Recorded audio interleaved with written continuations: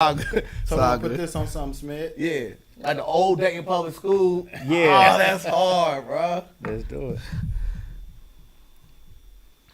Hey, did you get a I'm costume? trying to get all my, I come with the DPS gear. I'm trying to always. Rapping. Gotta Rapping. rap. Sure. Every time I come in the press room, you're in the press room. Working on our Stars Hot Tronic heat press. Using all the vinyl. Making all the picture tees. I like vinyl. I'm about to just load these boxes up on that shoulder.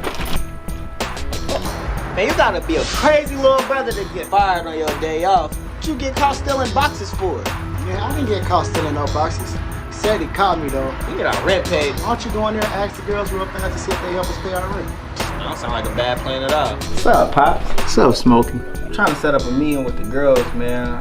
Okay.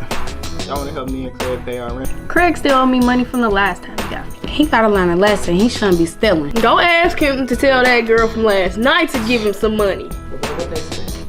They said it's slow for real. I'm about to just ask boss when we get our job that night. Of course you can. Yeah! Every time I come in the press room, you're in the press room. Working on our Stars Hot Tronic heat press. Using all the vinyl. Making all the picture tees. I like vinyl. I'm about to just load these boxes up on that shoulder. Man, you gotta be a crazy little brother to get fired on your day off. What you get caught stealing boxes for? Man, I didn't get caught stealing no boxes. He said he caught me though. You get our rent paid. Why don't you go in there and ask the girls real fast to see if they help us pay our rent? That don't sound like a bad plan at all. What's up, Pops? What's up, Smokey? I'm trying to set up a meeting with the girls, man. Okay.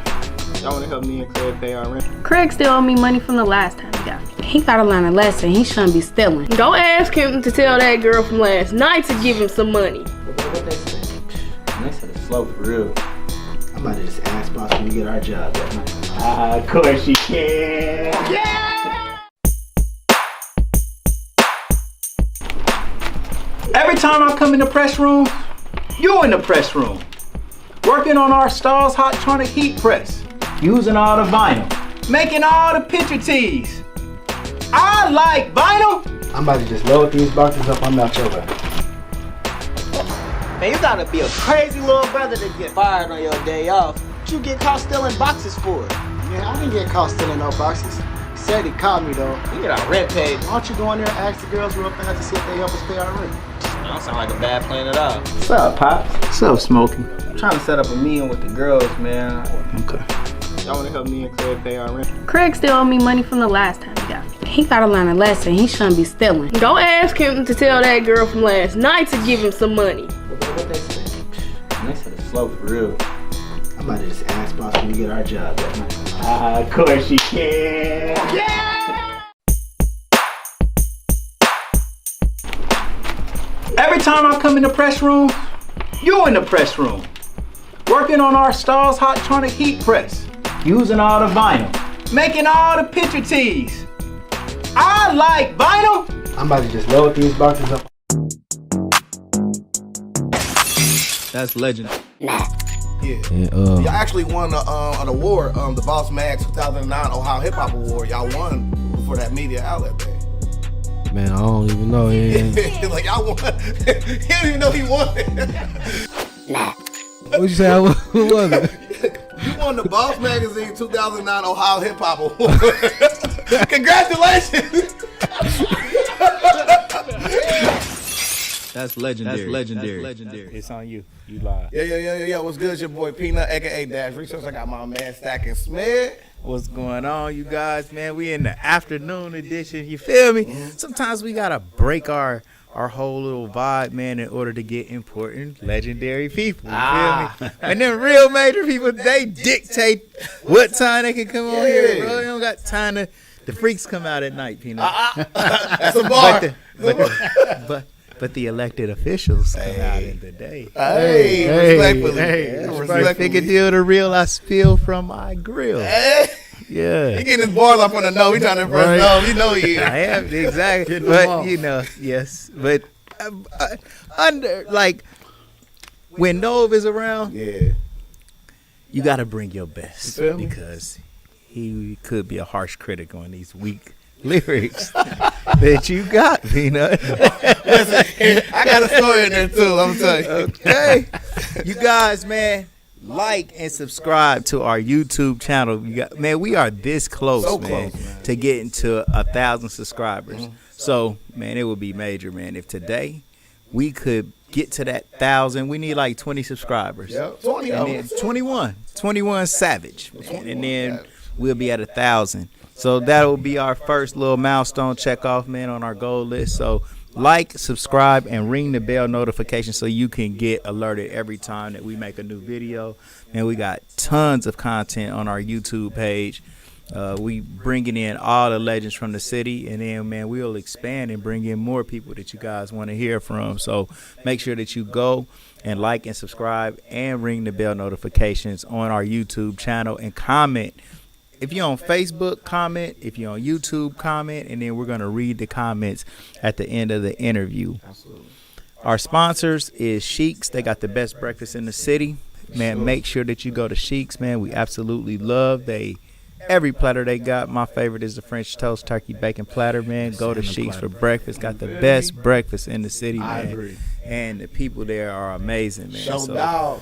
make sure you go through and holler at Sheikhs. And then for lunch, right about now, if I may add, you could go to Agnes All Natural Grill. They are on the corner of 3rd and Wayne, right there, kind of close to the library downtown. And Agnes All Natural Grill got kind of like a little Caribbean flavor, chicken cheese steaks and jerk chicken bowls, cocoa bread, brown sugar lemonade, and Pineapple much bowl. more. Pineapple bowl, man. So go down and holler at Agnes All Natural Grill. Is something different. It's a lot more healthy than eating at say McDonald's or something like that, man. It's a very, very good thing, man. So go holler at Agnes All Natural Grill for real. And if you ever get injured, this is something that I know for a fact Nove has done. You get in a car accident and you got that good old neck brace in the back seat. You ain't hurt for real, but you whip that thing on. But nah, you feel me? Yeah. If you ever get injured, don't hesitate. Call attorney Michael Wright, 937-222-7477, 937-222-7477. Make the right choice. And we got Kiara Wine. Hey. Contact Antoine Cunningham for Kiara Wine. Man, we working on getting Kiara Wine in Gym City Market. Yes, we are. Which will be a big boy power play, man. So We're gonna need our PC too, though, man. Man, shout out. Yeah, PC is at our percentage. Personal check, bro. Our personal check, yeah. I was saying percentage of this deal we just Close did. enough. Yeah, for sure. Same concept. But Kiara Wine, man, great wine. We like peach. Ain't that the Pleasure type? Peach, man. Pleasure Peach, Yeah, we it's like hard. that. So Kiara Wine. And then, man, we got to give a shout out to the shoparea.com. The shoparea.com is like baby Amazon. They deliver free. All deliveries are free. 4 days delivery. So I think we said from the store to your door in 4 days. baby. Yeah, man, the shoparea.com. Yeah. Bro, we got this 360 camera from the shoparea.com. Absolutely. Real major. And she got all kind of stuff. So it don't matter what you want. Look there first and see if she got it. And then if they don't have it, then go to somewhere else. But try the shoparea.com first, man, because most likely they got what you want and the delivery is free. For sure. T-shirtkings247.com. Go for your mouth and all of that, man. And then, man, come and see us, bro. We open all day, every day, except for Sundays, 11 to 6. We stay in the mix. Hey. Oh, my God. Well, he getting it off today. Right. Dash Resources, man, sell stocks not dope every Sunday, man, with my brother from another mother, man, Peanut Johnson, man. He give you the juice, how to get that big old bag, man. You know what I'm saying? Doing something and something that you'll like, and you don't gotta lift no weights to do it. You just get that money, man. You don't gotta stand up for 8 hours. You man. feel me? Hey, Peanut. Man, it's on to you, Man, my listen, brother, man. man. I Get know, busy, bro. Look, now, I know everybody said every single interview I tell people, like, ain't no guest higher than this one, bro. Listen, bro, this was like the big homie at Meadowdale, okay? Yeah. Like, he was the big dog status when I went there like a little pup, okay? I'm walking in the lunchroom, he in there freestyle. I'm sitting there looking like, I ain't know Jay-Z went to my school. Like, you know what I'm saying? Shout out to my man Will Thrill No Smith, man. What's good, bro? No. What's good? No, Sir. Crazy. Nah, bro. Glad to be here, bro. Real talk. Yeah, man. So here on the Legendary People podcast, we like to find out the origins of our legends. So without further ado, where'd you grow up at? Grew up here in the city. Hey. Right in the city. In a weird space. Like I always like to tell people, dating is you can be in one spot, you can be a street over, you in a whole different world. Absolutely. You can be what people call hood adjacent. Yeah. So I grew up, stayed right there. It's a small little street, Benton Avenue. Right there on Salem. Now I think it's a JJ's or something. There used to be a KFC joint right there. Yeah. Put the little Taco Bell right there. It was an Arby's. Yeah. Tasty Bird was right there. Tasty Bird. For sure. What was the other? Baskin Robbins was over that way. So I grew up there. I lived there till I was about like third, fourth grade. Then I moved down on like right there, Princeton, Philadelphia area. Yeah. So you right there now. You hood adjacent in both ways. You Cornell, then right here you got Princeton. So Yeah. I'm in there, little kid. Don't got my head on the swivel. First day I moved down there, I'm walk to Princeton. Right. You got to. Next day I know I see two little homies on bikes. Like, oh, what's up? Try to take off on your boy. Y'all got into a fight? No. Right off there, that's how it was. Off the You know, dribble. somebody gonna test you. You feel me? Swing. I'm thinking, all right, what am I doing? Push one off the bike. Got to. Right. I ain't about to stick around and see. But what's crazy is because then next day I'm still gonna walk back down to Princeton. Right. I see the same cats.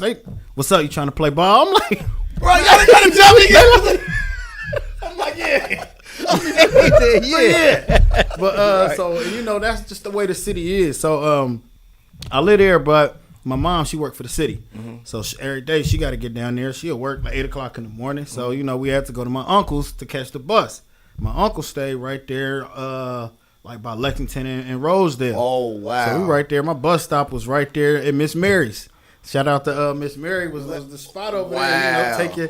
Take your report card in there, get some candy. So you see a bit of everything. Like I'm getting dropped off, and I'm like, it's about to go down over here. Like, Yeah. So you had to get in a couple scrapes there. Everybody, but that's what it was. And it wasn't gonna go no further. Right. So I grew up around there. I just in between that area. Most of my friends, we all came around that area. Back then, that's when we had the rec center parties and little dances. You be outside, you hear the drill team practicing. Y'all mob up, go hit that bridge, the old Green Bridge. Yeah. You cross James H. McGee. Now you in Westwood, so you got to go bump heads over there. So I mean, it was just all love, and you get a kinsmanship to the people you around. So that's really where I grew up at, and it was a weird time. You feel me? I tell people a lot of folk, we look at the stuff we had in the late 80s, early 90s, through all that era, and we go, oh man, we had this, we had that, we had this, we had the Salem Mall, we had a Ponderosa right here in Salem, we had a Red Lobster, and I'm always quick to tell people, hold on, we ain't had that. That was from before we lived there, and when people moved, we just happened, that's like if somebody leave their house, and you come in and you get to live off there till the people come in and repo everything about the yard and repossess the crib and everything. That's what we didn't have that. Right. We wasn't living out in Trotwood like that when they built the Salem Mall. You feel me? We wasn't living in that part of town. And I mean, and that's the history of dating. Like, That's an interesting dynamic. I never thought of that. Yeah, I tell people that like people don't get how much those things are at play. Like I grew up, like I said, on Benton, right there across the street. So it was my house, two houses, and a private golf course that I had never went to my whole life. You know what I mean? But as a kid, you don't think that. I got older and started to be like, man, I lived in a neighborhood that had a private golf course. It clearly wasn't made for me to be there. Like, clearly it wasn't there for that. But it also makes me think too, then how do we build for ourselves? I think that's where a lot of my fight now is how do we build? We're gonna get there. How We're do gonna we get there. build? So who are some of your early childhood friends? My early childhood friends. The day one homies, My day one, some of the same ones I'm around. Hey. My guy B, that was my guy Dex, got the pancake mix. Oh man, shout out to Dex. Uncle Booth, man. I love Uncle famous Booth. Hey, so I remember a funny story. So I was at EJ Brown. That's where I went. I went to EJ Brown. So one day I get on the bus, I get on the wrong bus.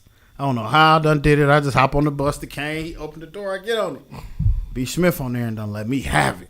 He done let me have it. Like, oh man, you stupid. He don't go to our school. They all went to Miami Chapel. So you know how the kids from the chapel was. They letting you have it on the bus. And I gotta sit there the whole bus ride there.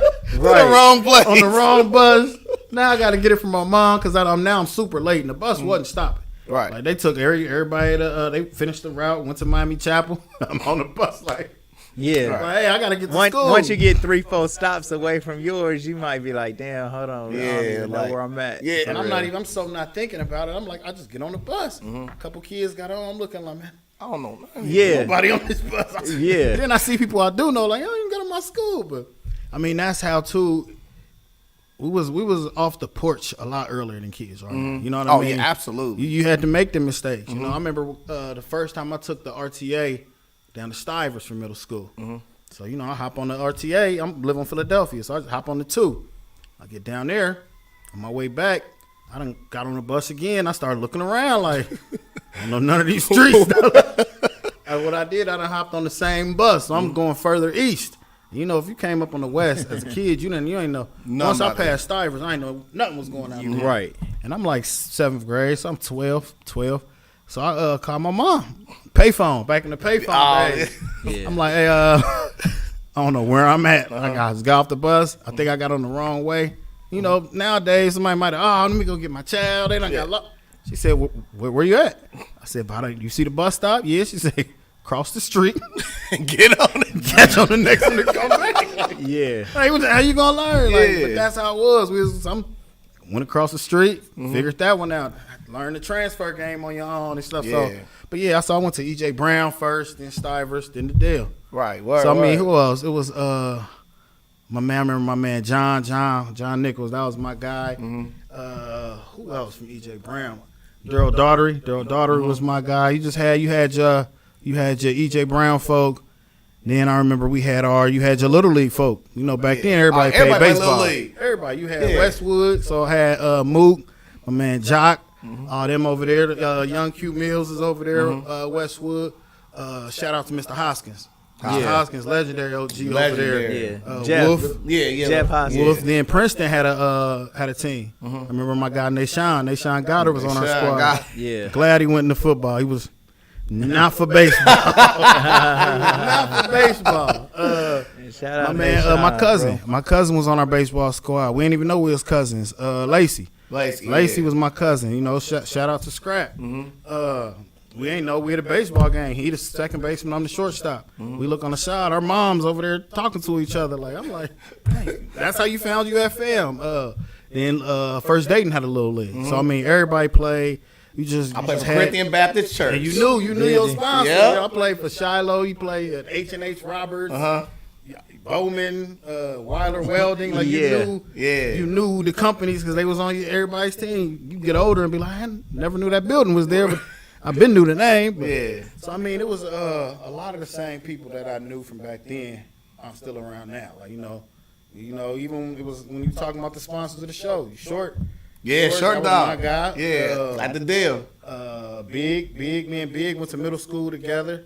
Shout out to Big and what he doing in the community. Absolutely. And that's the beauty of seeing the people you grew up with doing stuff now. And that's just make it dope. Like, and then unfortunately, you know, we live in the city, so it's a lot of people we grew up with that ain't here. Yeah. It's a lot of people that that you ain't seen in a while. You see that? Like I remember freshman year to sophomore year, you still they on that same LS bus. Yeah. But you looking like, man, I ain't see you all day at school, but you back on that LS. Like, and that's life. And that's what you gotta understand. It's in the city, you not too far removed from nothing. You know what I mean? Right. Like the person next to you could whole different path. Right. No, what type of student was you, bro? In elementary, what type of grades was you getting? I was all right. This how my report card always was. Always was. Be A's, get a B here and there, get some B's. But all them little things in the back was checking. Controls talking. Plays well with others. Keeps hands to himself. Conference needed. Yeah. But it was so at home. It'll always be at my mom like, they saying you talking too much.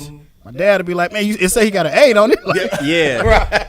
So I mean, it was always I had that balance of like, and what it was in some classes, I was bored. Yeah. So I get my work done. Now I ain't got nothing to do. So and so that's why I'm glad I went to a school like E.J. Brown, where I remember even back in kindergarten. So I started getting in trouble in kindergarten because I'm done. I'm like, So they put me in like a 2nd grade reading, 1st grade math, like to be like, all right, well you done? Well, go here, do this. Yeah. Then we had this gifted program that was real dope. Play Oregon Trail all day. Oregon Trail, numbers muncher. Yeah, all that. But then like in middle, same way. Like I had a few slip ups once I got a little older. Just But not for the doing most work. part, you was honors. Yeah, honors. doubt. International baccalaureate at Meadowdale. I think I had like a 30 something on my ACT. Like it was. I was a smart kid, but I mean, I talked all the time. Yeah. I wanted to argue. You know what Would I you mean? say, like, I've never asked anybody in here Yeah, what type of grades they got. Yeah. I always got it. But for whatever reason, I might have a. I see the light though. You know what I mean? That you probably had, some good intelligence going on. Yeah. Yeah, I just like to argue. Like I'm Unmotivated is also. I mean, because I went to the Dale too, so sometimes I got in trouble too because for me, I was the person in class where like a teacher will like see me talking and call on me to try to like embarrass me, and I answer the question, go back to talking. I get in trouble for stuff like that. Yeah, you could have that person that you make the joke, somebody else laugh. Now I'm in trouble for making the joke. Like, hey man, I just said it. I ain't tell him laugh. Exactly. Like we was those kids. We was trying to find smart ways to entertain ourselves. So you also chose music. So like, what are some of your first early musical influences? Music. Early influences. I ain't gonna lie. Early, it was just whatever. Like my dad. So, we came up in that weird era where if you had an older dad, he was born and kind of went in his 30s before rap hit. If you had a younger dad, so it was like my younger uncles. They got me listening to Rakim. You feel me? Yeah. They got me listening to Kane, and my dad got me listening to the Dramatics, the Temptations. That's what he riding to. You always had your Saturday morning chores music. Yeah. You wake up, hear that music. Mama Love in there, cook. Yeah. A little pine saw. Trying to get a few minutes more sleep. Try to roll over like you ain't woke up yet. But, so I mean, I just then the first group that I just thought I just liked for some reason was Run DMC, and this was like after they ran. It was like me checking it back out. Like I remember when I watched Crush Groove. Watching Crush Groove was so cool because it was like it was music and lyrics you heard, and at that moment you got. Like when he came in, like I do not sing, but I make a song. I hope you love life and I hope you live long. On the Gong Show, we won't get gone. It's Run DMC, not cheap. Like that was so sweet to me. Like, dang, I'm thinking to my man, did he just make that up? Like, and so Run DMC, they was just cool to me because they would just say lines where they sounded super tough. Yeah. But then you're listening, like, man, he be. And my Adidas. Like, you aggressively talking about your Adidas, bro? And Run go to school every day. Like, Yeah. dang, it was pretty dope that he said it. Like, I mean, he was just so I really like that. And then the Even Chronic DMC though on another level. I'm DMC in the place to be. I go to St. John's University. Right. It made being smart cool. Yeah, like right. he said some cool stuff. Then I remember like I was like 8, 9 when the Chronic hit. My cousins was up in Columbus, so I'll go up there with them. I'm listening to that. My mind just go like, this is crazy. Like, 'cause we at that age where it's weird. Like, we was at an age where we was exposed to a lot, but we had safety nets around us too. Absolutely. Yeah. So it's different. Like, I hear a lot now. You hear a lot of kids like, if you don't got that safety net, you start to blend the reality to what you hear. We hearing NWA and all that, but with my dad, he a preacher. We at church. We at Bible study. I'm at youth choir rehearsal. Yeah. I got this going on. If I'm not with my mom, I'm over here with my people and his grandfather, the mayor, and you know what I mean. Like, you had these safety nets. So I mean, I just loved music. Like, music was just cool to me. Word. So like, when did you first start like rapping and putting the bars together, man? I mean, because I know you can freestyle about everything in this room. I've said it 100 times, but like, when did you start working on it? So we was in high school, right? And our freshman year at Meadowdale, there was this. It was a bunch of circle tables, and they had the long tables that was in the center of the lunchroom. Yep. Yeah. And the seniors, they had their own little post-up Yep. spot. So as freshmen, we like, all right, where we gonna sit at to kind of make our own little thing? Crazy. As freshmen? Yeah. So bro. we like, all right, we're gonna take this little. we're gonna take this middle table, and we're gonna have our whole section. So that was our thing at Meadowdale, was that we came in. So as freshmen, we all play football. So we know the seniors, the juniors, the sophomores. Yeah. Yeah. And so you go in, and everybody has probably this moment of when you walk in as a freshman, and the first day the seniors there, you looking like, man, now I'm in school with grown ups. Yeah. You're like, dang, I'm in the school. This man got a whole herringbone on. Like, she got a tattoo on her arm. Like, this is. Yeah. And so we was just in the middle because we want to see everything. We want to be seen. We want to have this whole vibe. So we started this thing where we'd just be beating on the table. We'd start making up raps. And it started out really just. Crazy. And it really, like, when I say we all got, it was, I can't remember what year it was, but it was MTV started in VH1. They had shown Crush Groove that year. Yeah. So it just opened up to a whole new thing. So we used to be at the lunch table now. We drew on the table some turntables, like drew 'em. Yeah. So we're at the lunchroom making up like we scratching, but we scratching like commercials. Yeah. So we like, have you had your break? Have you had your break? So then we just start making up little raps going with it. We start talking about each other, cracking on each other using the raps. And then I had this teacher, Marlena Randolph. Shout out to Miss Randolph. Shout out to Miss Randolph. She ended up being a principal over at Dunbar for a little bit. But she gave us this assignment. And it was around it was the movie Four Little Girls. It was the 4 little girls who died in the bombing at the church down at Birmingham. So she was like, all right, we had to do an assignment about watching. It was an HBO special. So me, my guy Brandon Brown, and my guy Greg Williams, shout out to them too. Still be talking to them now to this day. So she like, hey, everybody, write a paper, do like a little story assignment. We like, man, can we do a rap? She like, go ahead. So the rap we did was basically we took the tempo to The World is a Ghetto.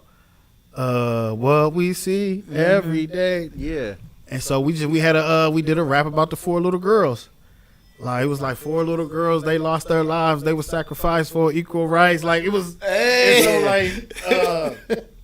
it was a time where I'm like, man, this is cool. Like, y'all let me be who I want to be in the confine and construct of learning. Yeah. Right. And that's what made it dope. Like, so I just started rapping. I don't know, it was just something that was like, just talk about what's going on, have fun. And then after that, it was more so like I liked the spontaneity of rap. To be able to think, all right, and then you get in what they call like a pocket. When you get in that pocket where you're not missing. You're like, oh man, I'm 3 bars ahead of myself. You don't understand it unless you've done it to where you feel like you like right here looking at yourself. Yeah. And so you getting into the spot where now you talking his Raiders hat and and now he gonna take off his hat he said Raiders hat. Right. And that's what it was. So like at that era though too, like I didn't tell a whole lot of people. Yeah. I really didn't. It was just if you went to our school, you know it. And I mean it was a whole lot of people like that. Like metal area, everybody in there. Like it was somebody bring somebody. I was back bring somebody down. So then it kind of went back to the neighborhood I was in. So I remember we'd be down by Miss Mary's. So I got everybody from the view over there. People come down, hey, battle against him. Yeah. And they grab me by the neck. Come, get him. Yeah. So you had these little spots, and it was I remember it was back when they had, what was the one at the fairgrounds? Was that the Black Cultural Festival? Yeah. I remember it was the Black Cultural Festival, and they was gonna have this rap battle out at this club. I want to say it was Excess in Huber Heights, and it was this battle. So we all sitting there like, hey, we gonna go. Yeah. We gonna go. It was like me, my man B. I was talking to Nashon, Don, because every school had their pocket of people that would go kick it. Yeah. And so everybody from you'll know the Patterson kids that kick it. You know the Dunbar, the Colonel White kids that kick. Yeah. So we go out there, and there was this little cat from Colonel White. He was winning all the little battles. Yeah. So I'm like, man, I'm gonna go do it. Getting there, it was like the first feeling of, oh man, other people said I was good at this. Yeah. So then I remember that night, that's back when we ride the bird. You ride the bird. That's legendary. People have never brought that to the BP. Oh my God. So you shoot up the bird. You stopped over, the Goldman Plaza right there. You pull up. Yep, pull up. So my cousin, he get out. He's like, hey, I heard somebody just beat Melvin at the rap battle. I'm like, it was me. This is my first cousin though. Yeah. This is my first cousin. He like, man, no. I'm like, no, it was me. Like, I did that. Yeah. So then I was like, it was funny. You'll go around, but I'm still like, well, what you doing tomorrow? Going to school. Right. Yeah. Going to school. We're gonna have fun at school. I mean, and that's how that really started. I liked to do it. I like the art craftsmanship. Yeah. That's why I like rap battles now.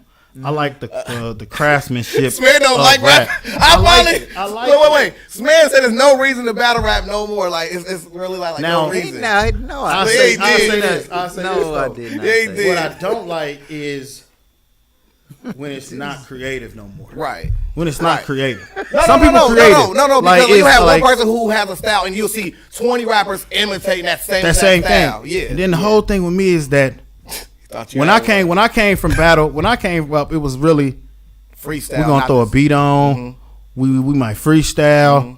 Cause it was always some people gonna throw a verse they had in their head. I mean, got some we all got a bars 16. Got bars you playing around with. Yeah, I got 16 for Smith right now. For real. And so that's what was a different thing. So I remember the first time I went to like Scribble Jam and would see that. Wow. Yeah, it was crazy that's story. major. I actually So that Scribble Jam that Eminem was at? Yeah, it wasn't that one though. The Scribble Jam I was at, Immaculate. Mm-hmm. Oh yeah, He won that one. Oh yeah, He won he that big one. dog. I ain't gonna lie, I lost first round. Little dude, big Lost dog. first round. But it was crazy. I didn't go through none of the tournaments to get in it. So what happened was we down there at Scribble Jam. My man P, shout out Prob P. P the Prob. Oh yeah. So little bro. yeah, that was my guy. That was the first guy I beat at like the Night Owl. So I went down to the Night Owl. He was doing his thing. He used to be wrecking shit. He used to be wrecking. Hell yeah. He got me back. He got me back on the. But it was like that's how we got cool. Yeah. Like all these people I got cool with was through battles. the battles. Yeah. So he went down to Scribble Jam. I rode with him. So he down there. It was like this tournament, and then you had the other people who won like the little regional because it was a national battle. Yes. Yeah. So I'm down there just in ciphers. I'm down there having fun. We young. You doing everything young folk do. Wilding out, having fun, rapping. Yeah. So I'm battling, having fun. I'm tired now. I'm sitting in the back chilling. The battle about to start. I hear somebody go, "Hey, we need one more from the tournament. Who's in there?" So people get to yelling, "Where was that guy that was back there? The dude Thrill. Where was the?" And they on the mic like, "Yeah, where Thrill?" I'm sitting there about half asleep. They shake me. Hey, they want you. I'm like on the staff. And I was so ashamed of myself. Wow. As I look back, I'm like, dang, because I went up there and I wasn't mentally like ready for it. Because it was like everything else was like, oh, I'm just here. Like, I serve everybody. We just here. Yeah. For sure. And so it was up there, though. I mean, but it was crazy to see, like, dang, like that quick. And I just never followed it. You know what I mean? Like, because I came in that era before it was like the URL really jumping. Yeah. And by the time it was jumping, it was like, oh, I really don't. But seeing that, like, I watch every battle. I like it, but I can't watch every battle because some of it, like, once it went to the whole, I'm gonna kill you the craziest way I can kill you. Let me stop you, man. See how crazy he's getting, man. You see, you gotta calm him down. He love it, but I can't. I can't because they be. I love it. Man, let me speak up for myself, no, because he's been putting words in my He mouth. put it on you like you hate it, right? I do it to him all the time. Well, look, I want to hear his real response. battle, okay? Like, I'm coming up, man. I'm older than you bros, man. So y'all was more aligned with the battle rapping and going back and forth, like, for instance, UTFO and Roxanne Shante, okay? Though they had like battle records and diss records. So that was kind of like the type of thing that I would like. But just like two people on the stage, like saying shit about each other, I really was like, that really wasn't my vibe for real. And me personally, I really don't like conflict that much. So I don't know if that's why I don't like battle rap, but for real, boxing and all that type shit, Like, it ain't really me, bro. Like, for real. I really don't build like that, but I do understand the art in it. I understand how it is major. And when I hear somebody that's saying things that's sweet, it's gonna get acknowledged. Yeah, and I feel that. But it just ain't really no shit that I just like, hold on, bro, let me go to YouTube and watch some battles. It's a few. It's a few. Like, me think. But Peanut, on the other hand, he might not go and listen to like something I listen to. I might listen to, damn it, Napoleon Hill, or be listening to some audio books. I listen to audio books. I ain't saying that you don't, but you might select a battle before you do that. You see, or I might go and watch Laker Nation and hear what the Lakers about to do. Yeah, with all that that stuff It's me. I ain't just checking I can for listen battles. to JC. Yeah, I can listen to Chilla Jones. absolutely. Yeah. Clips, Charlie Clips. Charlie Clips a good one. Conceited used to be funny. Absolutely. What happened to the Chinese dude from Jin? Yo MTV Rap? Jin. I mean, That's- from BET. Remember the one shit I think that was Jin, Yeah, wasn't yeah, it? Freestyle Jin. Friday? Yeah, Jin. Nah, Yeah. the first dude that was funny to me before that was Shaheed, the Poster boy. Okay. Yeah, Poster boy is nice, Shit, I bro. back away. What was he on Freestyle Friday? Yeah. I Freestyle used to Friday. like that though. Freestyle Friday Now, I was did cool. used to like that. It was bro. because it was a short. It was that's the thing to me now. It's a Battle will be the super battle long. will be. It's a I'm research. That's the part I don't like unless it's done sweet. Yeah. Some people just do it and it's sloppy. Like, Yeah, like, I wanna watch a disaster battle, because like disaster battle be like a whole go hour. talk about your mom had cancer in the 3rd grade, the fact that you worked at BP 12 years ago, like the I got a gun so big. I'm like, no, you don't. Like, And you know what else made me kind of like damn near like the 8 Mile movie, bro. But like that type shit made me feel like battle shit wasn't for it. But like that's a different style of battle rap I'm talking about. Like now battle rap is more performing arts than it ever it was. is like they be having other people tag. Yeah, in. I be tag like, in, what yeah. is going on? But yeah. I think that was my association with battle. Like this the type shit Eminem. Yeah, like And like the battles, I then ain't like really you talking on about that. too, that battle, it was one on a like even when I was battled, it was like the crowd him. Like it was Yeah. like who? Him. yeah. He won. Yeah, he won. We y'all know it. Y'all got it off. 30 seconds, a minute. Let's go. Right. But I mean, I do like the craft of it. I almost want to go get some folk and do it. But I mean, it's so much stuff involved in it. Like There's leagues in Ohio. politics so, is yeah. it's some cats up in Columbus. Yeah, It's yeah. a couple of I- cats in Columbus. I got- is A nice. shots fired league. When we get We'll have the shots fired after we battle done league. with your interview, Yeah, I got a for real build for you for sure. that's major, and Okay. you probably can bring that shit to make it happen. Heck yeah. Yeah, So for sure. So like back on key, right? So speaking of which, another one of your friends, which is I found out while doing the research, is Razor. Yeah, that's my cousin, first cousin. Razor was the one who showed me my very first battle. It was Avert versus Mav Hoffa, but let's Yeah, Ray, that's my cousin, first cuz. So let's move a little bit further in the story. So at school, you're doing music. It's kind of started turning to like now you kind of like incorporating your friends that are in the music as well. That kind of shape your circle, right? So when do you transition from that to college or Well, funny is because when I went to college, Xavier? I went to Xavier. Shout out to X, man. Shout out to X. I went to Xavier at a cool time. Like, it was a transition period. We ended up getting just real nice at basketball. Like, Xavier, when I would watch it, they would always have these good battles with UC. But UC was like it. Like, you know, UC had Kenyon Martin. UC, they had the Jays. Nick Van Exel was They there. had you. So it's like when I went down there, I remember I'm looking like, oh man, but you start getting involved on campus, you start seeing it, and then like the cast is out there hooping, them is your guys. Like I remember when I first got to Xavier, I first saw Dave West and was like, man, he going to the league. Like it was the first time looking like, man, he's going to the NBA. Yeah. That's because I remember one night we over in the at the athletes apartment. And I knew them. I met everybody through rap. Like it was a guy named AC's Dre. Dre was a walk-on on the basketball team at Xavier. So he was like a junior, I think. So I meet him, and they had their little crew, and they would be rapping. And I was always shy to be like, oh man. But in my head, I'm going, oh, he's all right. I kill him. Yeah. He's terrible. Right. You might have some work with this guy, and we got cool. So I would come around, we rapping with them, and so his guys on the squad was this guy Lionel Chalmers. Lionel ended up getting drafted, playing overseas for a while. My man Dave Young was there. Dave got drafted. He transferred, but then he got drafted. Then he played overseas too for a while.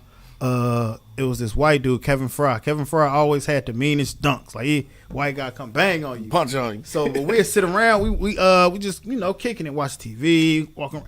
Dave kept a basketball. Like we be like, we about to go hit a party. Dave like, about to hit the gym. Like, Right. Yeah. He was Focus. walking around, big 6'8", 6'9" guy walk. He ended up being National Player of the Year too though. We was down there. So it was cool. Like, we got Dick Vitale down on campus. We got all this stuff going on. Like Xavier was a cool little, and it was a small school. Like Xavier wasn't nothing but like 3,000-4,000 people. So the funny thing was, I get down there and it was it's the first time really around a different dynamic. In DPS, with the school we was at, you had a handful of folk who wasn't black. Everybody else black. Yeah. At Stivers it was more of a mix, but it was still, the circle you in. Yeah, It was just your circle. I got to Xavier and it was like, remember the first day I got down there, I'm like, man, it was one black dude on my floor. I come down there, I'm like, oh, what's up, bruh? I look around, he got like Metallica posters. He got some rugby stuff on the wall. Hi, guy. I'm like, big dude named Demont from Virginia. I always remember this stuff. Yeah. But he was cool. So that first week, I met the other black dude in our building. That's how we was we was TBN, the two Brockman Negroes. That's what that was our crew. Like it was just us. Yeah. So I met this white dude across the hall named Nate. He up in Columbus now. Like I remember all this stuff because it was a formative time. College was a crazy time. I encourage everybody that if it's not your bag, find something to enjoy those years, those formative years. You got to learn. Like, I don't do nothing that I did in college as far as what I went to school for. Right. But what I have learned is the skills I learned, the abilities I learned. So I met him. He come across. He like, man, you heard that new Fabulous? I'm like, He like, well, I got it. You want to go hoop first? I'm like, okay. Yeah. So I get to school and I'm just like, man, I'm just going to be cool with whoever I'm cool with. Yeah. But then, you have people who, you always, one thing I see at PWIs, these private white institutions, is that you get a lot of black folk, and no diss to them, no slight to them. They come from mixed backgrounds or mixed schools, parochial schools that they came from. And you get to Xavier, now you like, because you find yourself. Right. And so, I had people telling me, like, they come around, that guy, he hangs with the white kids. I'm like, well, they hooping and listening to Fabulous. Man. Yeah. And I'm like, y'all don't come back. So I come back to dating with me. So they came back. We were like, we going around. They like, never mind. All right then. Now let's get back to school. And I'm here for life. Like, I'm having fun. Yeah. But you get that because it's, you come out of this space. And for me, it was like coming out of a shell and going like, oh man. But you had to check folk at times. I remember the first month in school, a guy came down the room and he just straight called me. He was like, hey, you. I said, hold on. I'm like, what you just say? He's like, hey, y'all ain't trying to go party? I'm like, oh yeah, boy, it was like Superman. I done flew out, choked him all over against the wall. Like, Allegedly. Who you talking to? And because it was one of those times where, as a young black person too, that's the other thing that happens at PWIs. Absolutely. Is that you have people who have either not been checked or have not been around black folk. Right. Like I had 3 white dudes as my roommates. They was cool little guys. I'm joking around one day like, man, I'm the only black dude you know. They like, yeah.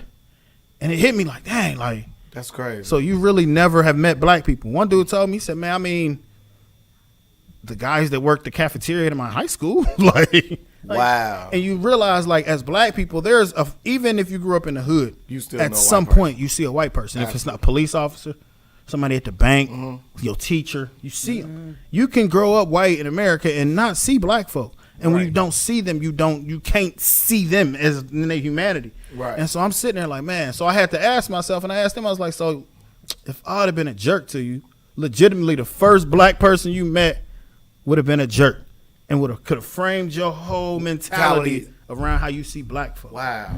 Like, so in college, I didn't record something in college till my guy Bert came down. My guy Bert the third. He rap out in L.A. now. I saw a funny story about Bert. Bert made Kool-Aid. He put Everclear in it. Ain't tell nobody. Say what? Bert he made Kool-Aid. Put Everclear in there. I ain't tell nobody, man. Back they used to have the little thing, the jungle juice. Yeah. Because we get down, I'm in school, I'm looking like, man, y'all do things that you get older and be like, that was unsanitary. Right. You're like, y'all making punch in the bathtub. Yeah. You at a party, it's a whole tub with take your juice. cup. Like we are dipping. Now the COVID world got people like, I don't want you to touch anything above here on my water bottle. Pass me my bottle like this. Right. Back then you just. I wouldn't take this lady's shopping cart today at Hobby Lobby. No, you did, man. I felt like everybody was watching me too, Sman. Sman, what happened? Well, when I was walking to get my shopping cart, right, she was like putting the shit away. So it would have just been convenient for me just to take that one. It was the first one. You're like, nah. I kind of looked around like, I'm going to get that one. Make sure the cup was It was clear. different That times. COVID was Different fresh times. on that motherfucking cart. Different times. Yeah, man. But yeah, I started. So me and him did it like. So we would just rap. Like it became this whole spot was me, then my guy. And that was the other thing. I felt cursed at Xavier. It was a weird thing. We kicked it a lot. So my freshman year, I had a roommate. My first roommate was from Nepal. It was this guy named Anoop. It was weird when we moved down. He literally came straight over from Nepal and went to school. Wow. Crazy, right? So we come in. He had a sleeping bag and like 3 pair of jeans. So he had the whole room. That's it. Wow. So we went, could get him some little bed and stuff, man. Cause that's the other thing we grew up. He was shirtless, obviously. But I didn't even know if he didn't have it. Like it was just he came. What I did realize is he came on a mission. He was coming over here to get that education. Yep. Yeah. And keep it pushing. Yep. So Anoop was my roommate. But then another crazy story. 9/11 happened like the first month or something we was in school. Wow. And it was crazy because the day before we was all out because we didn't have class the next day. So we all out. We get up. All hell done broke loose. Like you looking around. I'm watching the TV. And what hit me, people in the hallway calling their family and stuff like that. The craziest part was Anoop was on the bed crying. And I'm like, dang, bro, what's going on? I'm you Thinking 18. it's something else. And what he told me the craziest thing, he said, man, people at this school gonna blame me. Because once once the narrative got out, it was the Al Qaeda and our knowledge of cultures is not expansive. Right. Anoop was from Nepal, but somebody look at him and be like, "You one of them Saudi terrorists." Arabia. Right. And I mean, and it hit like he had people looking at him crazy. Like I had to be like, "Yo, come on, this ain't that," But I mean, to see that it hit him like that, like man, like. This gonna mess me up. So Anoop, that was my guy. We rode thick. Shout out to Anoop. So then later on in the year, we switched because Anoop had a friend, and then another guy was cool with somebody. So we like, man, can we just switch up rooms? So we just moved the rooms around. So my guy Nate ended up being my roommate. Yeah. At the end of the year, Nate left. He transferred. So then the next year, this guy JT come in. JT super cool. Kahoot. Came from Toledo. He could rap too. So now I was like, oh, this is perfect. We just be in there kicking bars. Right. The end of that year, he left. I'm like, dang, man, people can't kick with me. They gonna flunk out of they flunking out of college, man. Hey, what's going on? I can't see my homies no more. But the next year, my guy Bert came in, and that was my guy. Like we was like this, man. Third nice, like. So we would just rap, like. And so I remember we went and did a couple of songs, and we ended up performing a couple of them at school. Yeah. And it was cool because then they had this Talib Kweli was there, and he was like, man, bring somebody up who know the words to this song. Everybody like, oh, he know it. I'm looking like, no, I don't. The only black person there. Like, you know the words? I'm like, yeah, I know the words. So he called me up on stage, and I'm looking like, I don't know the words, but it's too late now. He like, Right, oh yeah. I'm like, but give me the mic. So we going back and forth. That was the What? coolest. Me and Talib and my guy Bert, we just all up there rapping, going back and forth. Like Xavier had, That's dope. it was cool moments. Like it was just moments where, we would always still go over kick it with the UC homies. I remember Dave Chappelle came down. Remember Joe Claire? Yeah. Joe Claire came. I got to host this comedy. Like as soon as we Devin got the on, dude it was, also. Yup. No, Devin, I wasn't there. That was up here. Okay. Devin was up here. We did something with Devin. So you done met Dave Chappelle what? Three to four times? Oh yeah, I see Dave a lot now. Like he just, I mean, he's a cool dude, just a good spirit, like real cool dude. Back then I ain't know him at all though, but met him through some folk now, like real cool dude. Like it was just a weird time, that whole from early 2000 to 2005, 2006 when I left. But with Talib, like when you was actually on stage with him, was he one of your favorite rappers at that time or no? No. And not to hate on Talib, it just wasn't my style. My thing was back then I was super into like Fabulous. Dipset. No, Dipset wasn't even jumping. It was Dipset jumping. Dipset definitely was jumping by then. It was by that last time, but before then, Cam was my dude. Absolutely. Yeah. Cam was my dude, like Horse and Carriage, 357. Before it was even Dipset. Yeah. Like that's when Cam. I remember when Cam, when they left. Like I used to. That's when they had the LimeWire, Aries, Kazaa. We used to try to download all the freestyles, the DJ Clue freestyles. Yeah. You know, Jay-Z was my guy. Boy, every time you download over there, bro, you always caught a virus somehow. Always. You had to get a whole separate computer. You waiting 3 days for this one free. So I would always burn shit because, you know, we had that good old campus internet. Yeah. So I'm burning CDs coming back home like, hey, man, catch these freestyles. Like, but it was a cool thing. I respected the craft, though. But, like, knowing what I do now, I would have been talking to him after. Like, that was the other thing with me. Like, I never looked at the business of rap. Which was probably why, you know, I'm not, because it just wasn't me. Like, and then once you got a peek behind it, something for me, it was like, it ain't where I want to be. But I still, like, I always loved the music. So when I left Xavier. I want to ask you a question about Xavier first. So, did you run into Desiree Thames while you was there? Or no, Desiree came after. Okay. Desiree came to Xavier, like, right after I left. Okay. Like, it was one other person who was from Dayton that went to school with us that went down there. And then you had like people who was from around here. That's the funny thing. You get to Xavier, you hear folk like, "Oh, I'm from Dayton." Yeah. I'm like, "Where you live?" Where you at? Yeah. They're like, "Oh, you know, do you know where Art Van Atta Park is?" I'm like, "Man, that's not Dayton." like, I'm about down by Springboro. That's not Dayton. That's not Dayton. When you somewhere else though, it's Dayton. But that's the funny thing when people in Dayton know when they hear that, I don't live in Dayton. I live in Kettering. I live in Oakwood. But they get down to Xavier. I live in Dayton. I'm looking like, no, you don't. Like, where you been at? You know you what don't, map was you looking at? What you talking? I ain't from Dayton. Yeah. But yeah, so I had a good time down there. My God, like some of the same people. My God, Miles. Shout out Miles, Jay Ross. Jay Ross, he remind me of you. Jay Ross was like that back then. He was on his thing. You know, going for back then he was trying to go in like I think pharmaceutical sales. But he big on letting people know about crypto sales too. Man, shut up. I changed my life with it better. They was doing a lot. But I mean, it was crazy stuff. Like you saw like a melting pot. Because Xavier too is in the middle of the hood. That's what people don't get. Like Xavier is a prestigious private school in the middle of multiple hoods. Like it was a book. I think they asked like Charles Manson if he could go out one day. What bar would he go to? It was like the bar across the street from our school. Like the bar. You had the locals. That's what they call. You know, because you start seeing the hierarchy. Because even white folk, they have this hierarchy. They'd be like, I'm gonna go to the little local bar. Like the local bar means where the poor white folk. That's the poor folk bar. Then they had like it was this bar Soupy's. Soupy's was the college bar. Then you had the bar Dana's. That was the alumni kind of bar. Like it was just. But you would start seeing little stuff like you'll be at a bar somewhere, somebody give you a look. Like we got into all kind of stuff at school. I remember one time I had a guy. He came and he visited, so I was his host, and so he went out and I tell him like, hey, look, you leave the confines of this gated community, you are no longer protected.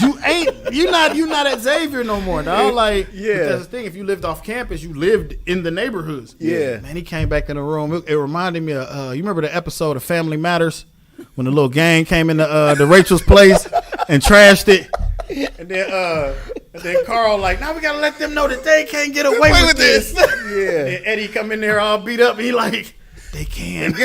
That's how he came. That's how he came back to the room. I felt so bad, like, Oh, my and it was God. raining, so he's soaking wet. He just came back. I'm like, man, what happened to you? He was like, the people I was with, my group left, so I was gonna walk home. I'm like, man, I told you to call the shuttle. Like, he done got robbed. He done got man, Zay, like you left the camp. It was like, okay, Strip you down to the bone. Imagine me putting UD into the middle of the projects. Yeah, in the middle of And so, you at UD and you just dump UD in AAC. Yeah. So it's like you out there, and so now you got to think all the workers though. Yeah. Is from the AC. Yeah. So me, I'm in there. I'm in the cafeteria. I'm getting love. Like I'm getting extra burgers, extra fries. Man, throw me like 20 wings in the takeout box. Yeah. Because then we'll go back like, hey man, y'all want to come to our room? We're watching the game. Because to me, I'm looking like I almost have more in common with these people working here than my classmates. Like y'all, I see y'all. Especially and it was, on a sliding scale from the other people that's going to yeah. slide. So I'm like, you know, we had Miss Mary's damn near. Yeah. You feel me? Yeah. Like So Word. you really have your whole life. You done pretty much learned how to maneuver in both worlds. Right. You know what I'm saying? In the academic world, you took that seriously, and you had your mom and dad coming up in your house. Right. Which was definitely Give you made that balance. difference And then an even when they advantage. divorced, like it's one of those things where, because they divorced probably when I was like 4th or 5th grade, but it was like it wasn't a suction out of the house. Yeah. Because it would be like I might be at home, then I go with my dad's on the weekend. So if I'm in trouble at home, can't watch TV, I get to my dad's, it's unplugged already. Yeah. Because they still was, you know, they not together in marriage, but they together in parenting. And that was, to me, that was dope. Like it was nah, you was cutting up, bro. Yeah. You not doing that here either. Right. And so it was always like I didn't feel like I missed either one, and in ways I gained. Like my dad was super cool.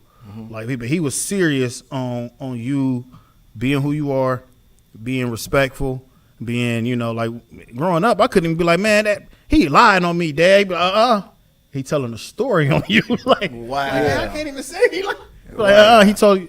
We ain't gonna get into that. I mean, he was super like, you know, yes sir. We was all yes sir. No, even to this day, I am like that's Right.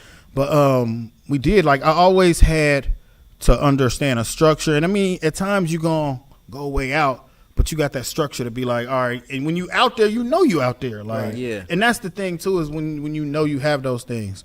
But yeah, I've always had to like navigate it, and then feel like, how can I understand that I see the humanity in everybody? Because I mean, I was cool with folk that I've never have been walked in their shoes.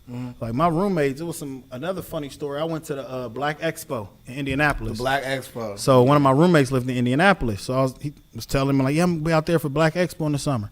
He tell his mom, he come back like, hey, my mom was like, why is he going to the Black Expo?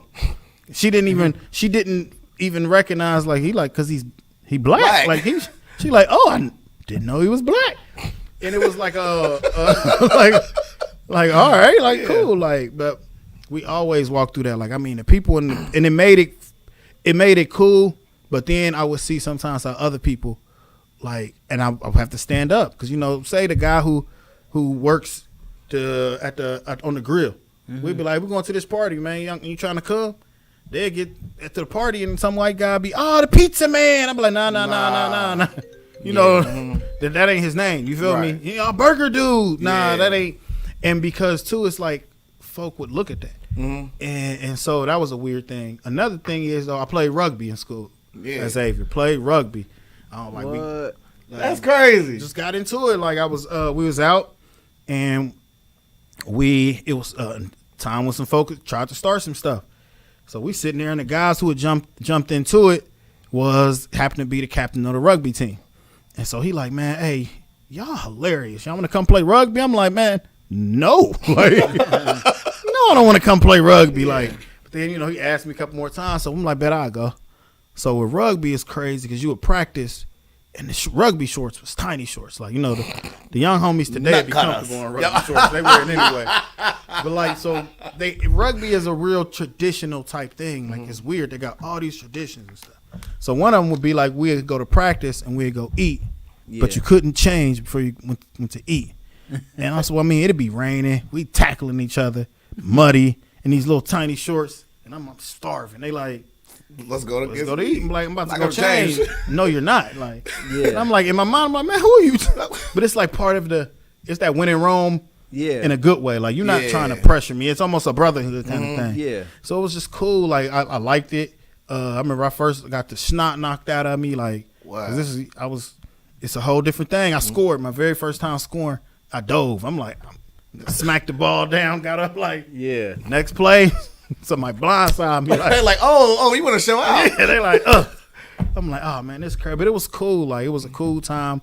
I was just at school experimenting stuff. Like, it was I'm gonna go have fun. Like, I'm gonna go kick it with these folk, flying these paper planes, having this contest. Like, because it's gonna expand your mind. My favorite classes was like philosophy classes. Yes. For sure. Like philosophy class, we had the dopest philosophy professor. This dude, Richard Pope.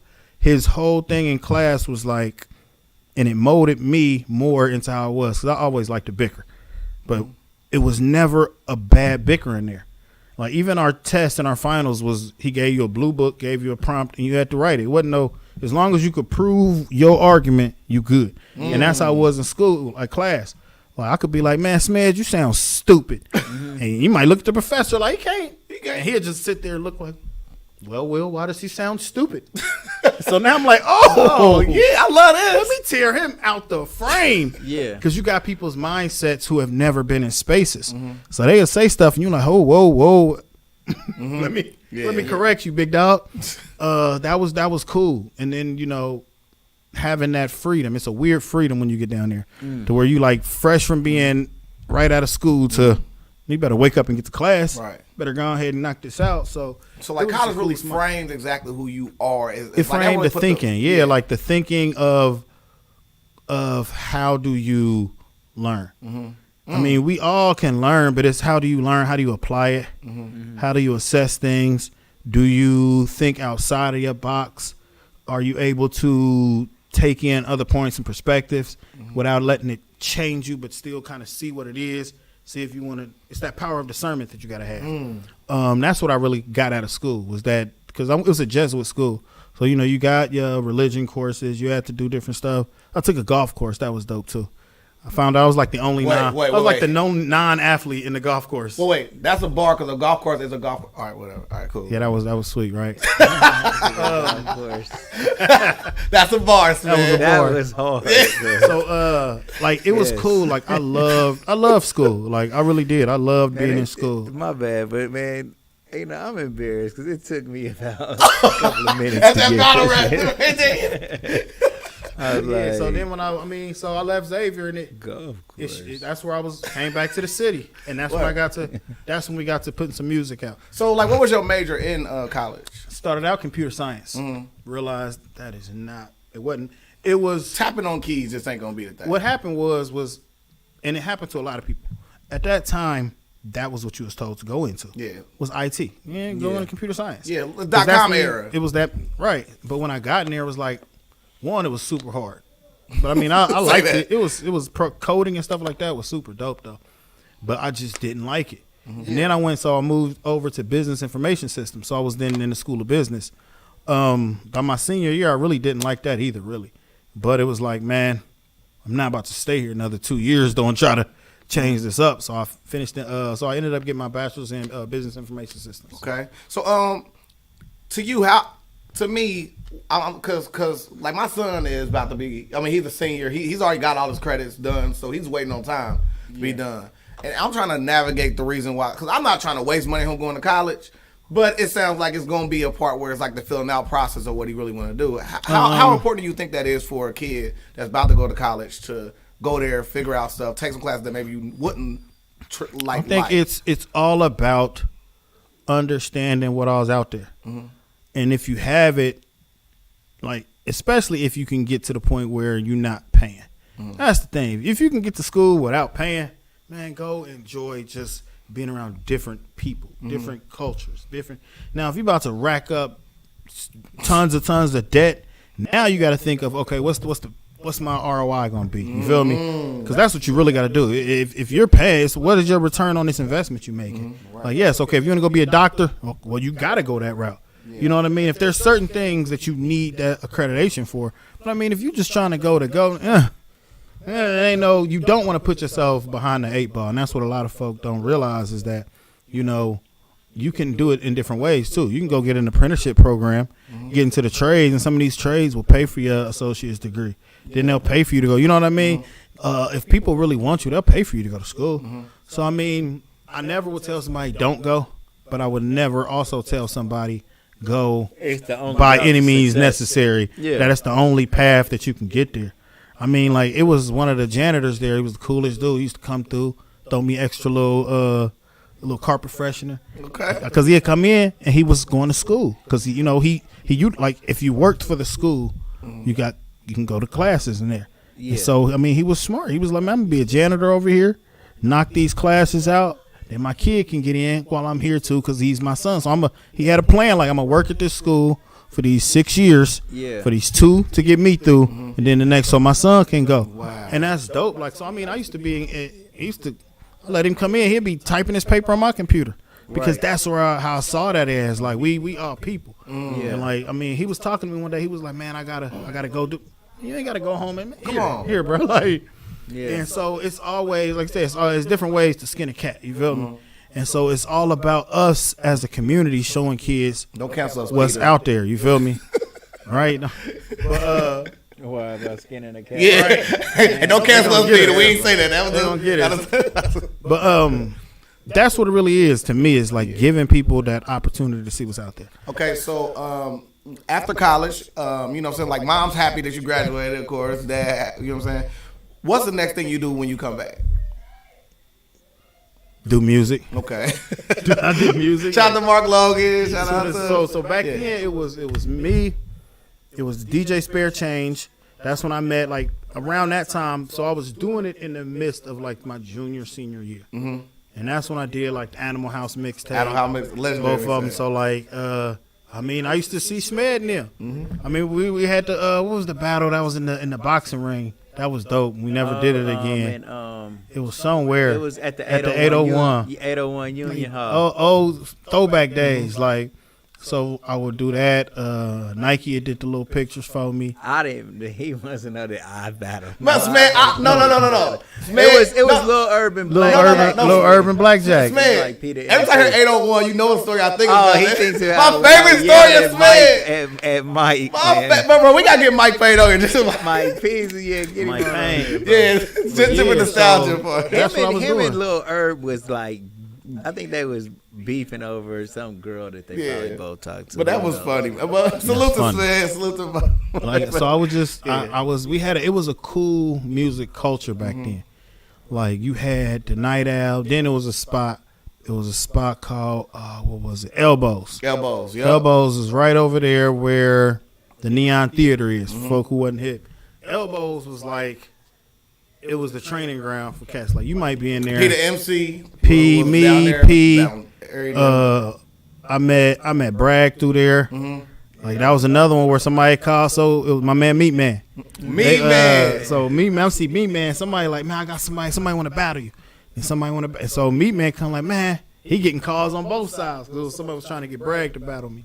And he was like, man, these both my homies. I don't know, but so we ended up kicking a few bars. My man Gerald Gilbert, who just passed, rest in peace, JG, man. That was back. He was Speakeasy. Speakeasy was the first one that gave me that smacking around, like on the craftsmanship of how to be. Like, he was cold with it.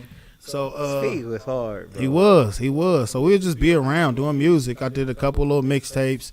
Then I met my guy Flam Lamborghini. And then at the same time, like, I realized, like, I don't want to work in like a cubicle either. Like, so I was a substitute teacher out in Vandalia. So it was a teacher from when I was at Stivers. He was assistant principal out there. And he asked me, like, hey, we need somebody to be out here, because at that time, you had a lot of younger black kids coming through the suburbs. So I'm out there, giving guidance to them. Then also I like being there because you would see kids. I remember the first time I was in a second grade class.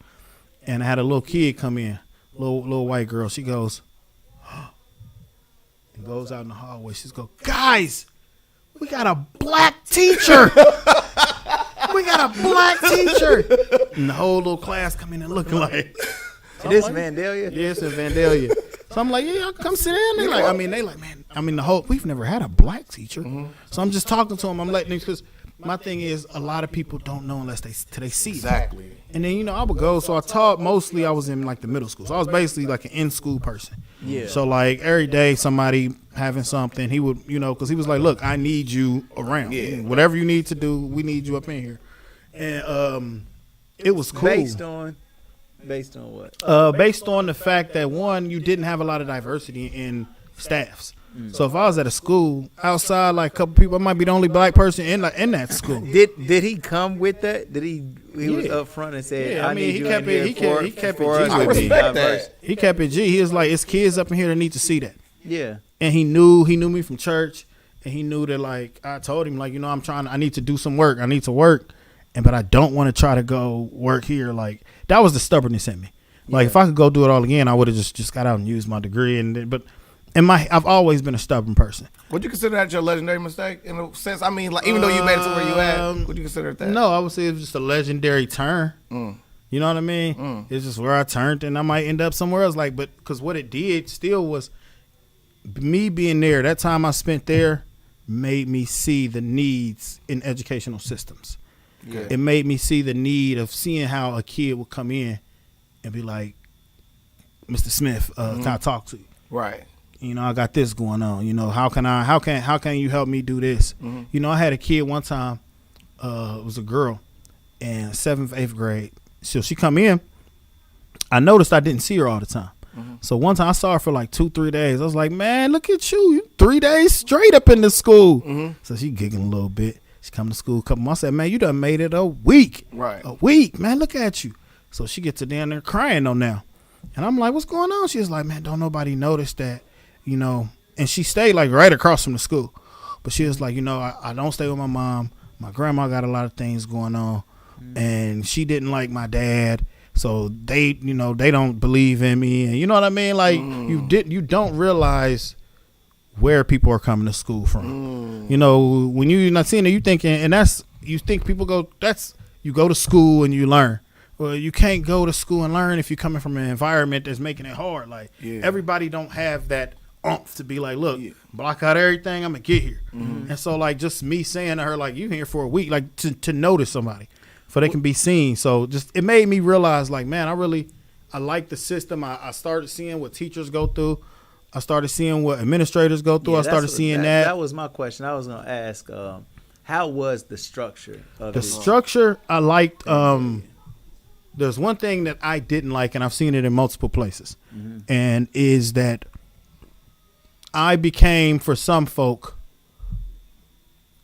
not a token, like the black kid or the bad kid whisperer. Right. Where it was like, hey, you go to Mr. Smith. And I'm like, oh, you good? You're good with them. I'm like, no, I'm good. I just listen to them. Yeah, right. I just listen to them. I recognize where they coming from. I empathize. And so it's like, well, and so having that conversation with them, like, no, don't send them over to me, because like, you I'm take not it a away. robot. Yeah, you taking it away from. I might be doing something with this kid. Now you go sit with him. Right. And just seeing those things, seeing how all of the time it's not a connection. But then always, the other thing that I did notice out there was seeing the parental involvement. You know what I mean? Like, and then also seeing the other thing that I saw, it was a funny time where I would go to the middle school basketball, because I spent most of my time at the middle school. I love that age group. Yeah. Because it's like you got there a mixed bag. You got 7th graders that think they 30, 7th graders that think they 3. Yeah. And so it's a whole mixed bag. But I remember one time, so I go to the game, everybody come around and huddle up. They like, hey man, my teacher about to be gone for a week. Can you get my class? Like they would be, my teacher said they got this. Can you make sure you be? And you would see parents looking like, who is this black guy over here that all these kids are sitting by? Yeah. Right. But I was like, I also saw how when staff is at these extracurricular things, it's a connection too. Because me seeing you at school is one thing. I have to be at school to get paid. Right. I'm not getting paid to be at your baseball game. I'm not getting paid to be at your soccer or basketball game. Right. I'm here now because I'm supporting you. Right. And that's a whole difference. Absolutely. I mean, now you're in class and I can be, hey man, why you take that shot last game? Like, you know, you should have passed the ball. Right. Like, oh, and now, man. because now I'm connect. So it's like having those kind of moments, seeing those kind of things was real cool. Yeah. And it made me really just go like, oh man, I would love to do that at some point. But it was like, I was doing that, and at the same time, you know, I might leave out of class, go home, then go do a show. You know. Yeah. What I mean? So it was funny because I had a kid come in and tell me. It was some people Slicko knew. Slicko Dash. Slicko Dash. Shout out to Slicko, man. Slicko, so Slicko they come got in, bars. Slicko got he bars. get mad when I call Slicko Dash. Right, you know, that that was how we came up. You was Young Dash. Yeah. I was P Dashes, okay? He was Young Dash. I was always an OG. You feel me? I was a young OG. He was P Dash. Yeah, word. But Shout out you to came Slicko, in. man. That's my man. She was like, "You iller than over." I'm like, "What?" There's like, "You ill than over." I'm like, "No, Nah. Mr. Smith, man. I don't know what you're talking about." But also was and then he did pull me aside because I'm young. Like this before Obama get elected. Yeah. And you know, I'm coming to school, and what I'm thinking is teacher clothes. Because I'm like, all right, if they say I can wear jeans and a polo and some gym shoes, you know, but I'm wearing J's, some Dunks, some jeans, and a little polo. Like, Right. Yeah. But it's, you know, because when I worked at I went in for the high school. Legit, people was like, "You a transfer? You new?" You know, I don't have much facial hair now, but I had none they then. thought So you was a student. yeah, they looking like, ooh. Yeah. Like, hey, you can't. I'm looking like, but I'm wearing what he wearing. It's just I don't have Skechers on and a little vest with the. But it's understanding the different. context. Yeah, You feel me? Understanding the context and seeing how you need to be. Understanding professionalism. Like that was the first time. Yeah, because I mean, and that's a real thing. Like you have to learn how to, because learning how to even give people the little "what's up." You know, kid fall down, hurt themselves. I'm like, get up, yo! Yeah. Don't grab on me, don't grab on right. me.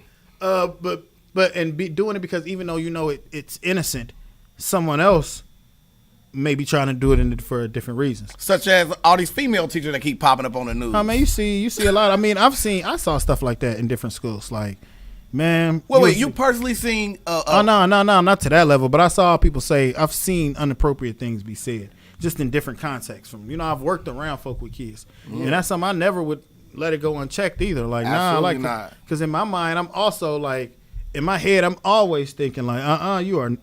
I don't even want a misunderstanding. Guilty by association. I'm not right. Like, I'm not.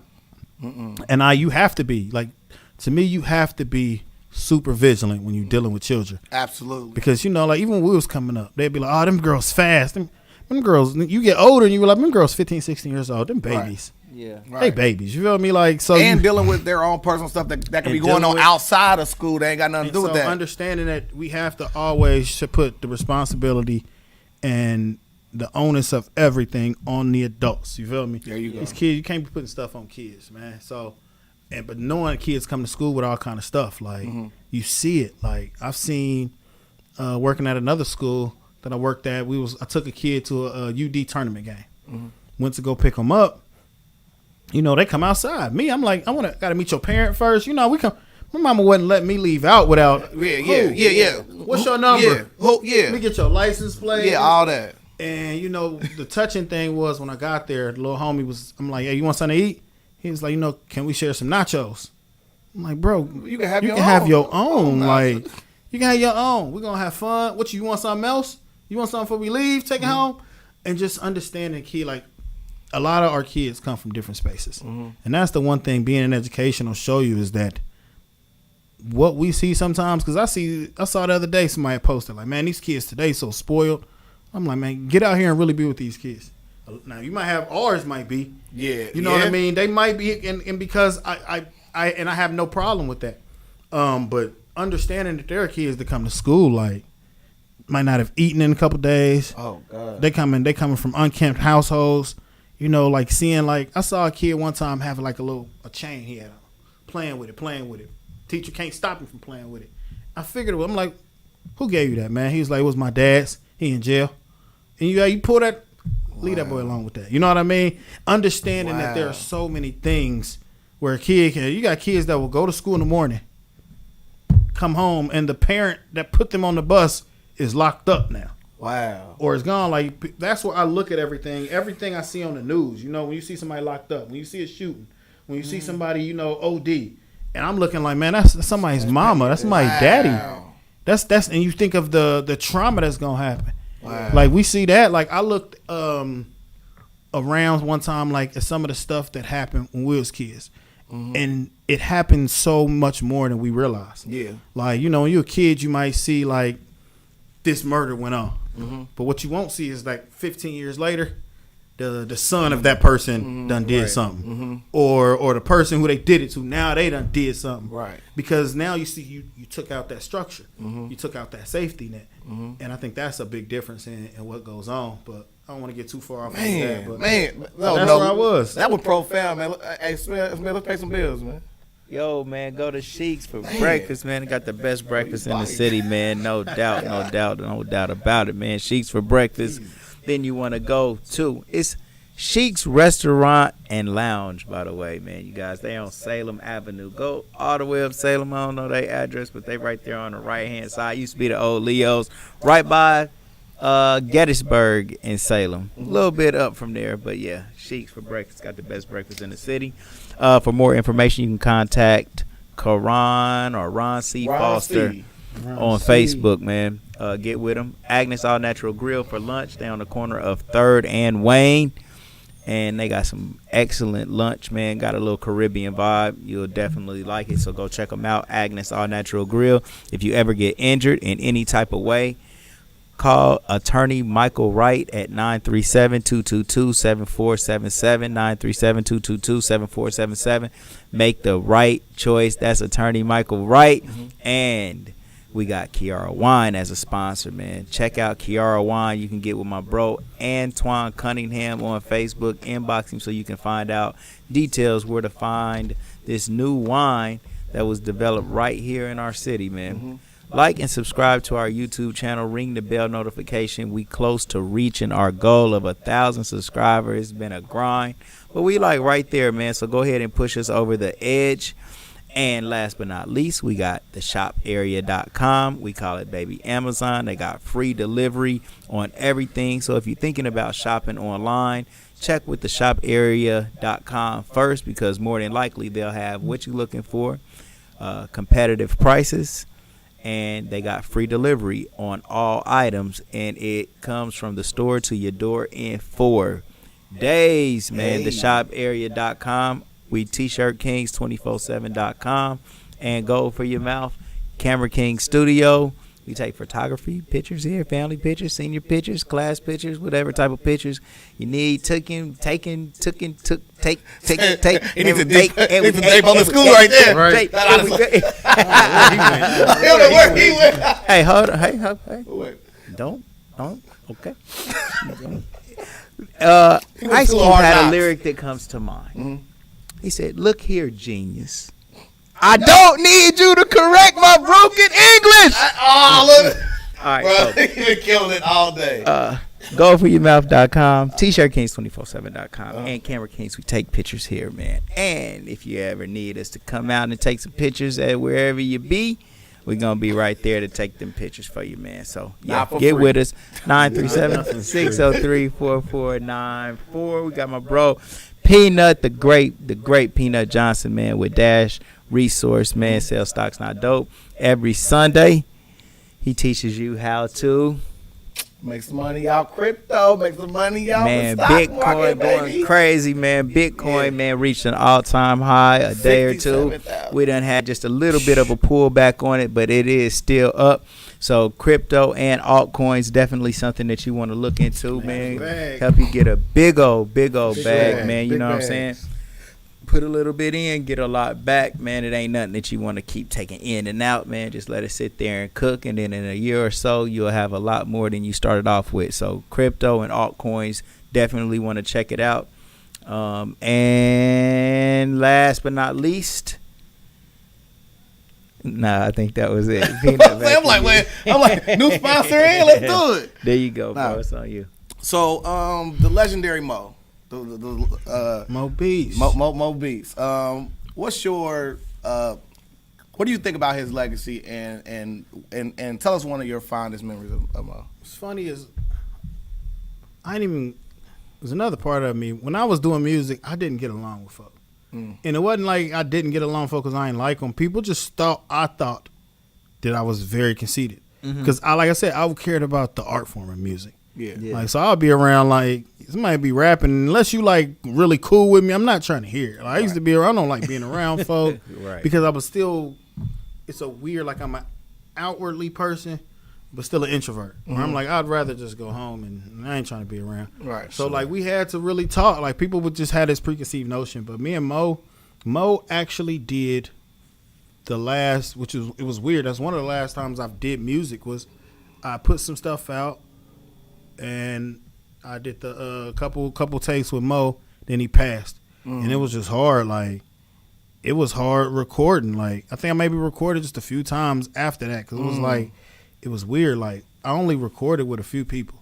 So all the Animal House stuff, the stuff I did with Flam, most of that was done with Meech. DJ Meech, who got the spot downtown 111. You know, it's good to always see people out. But so we got cool. We did that.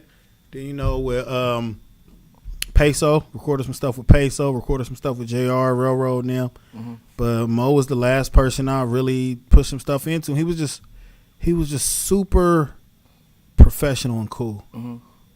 Like, he could tell you something and you'd be like, go do that again. And you'd be like, well, and then you'd hear him like, oh, that's why he said do it again. Well, do this again. Put this in this. Do you really want to sound like that?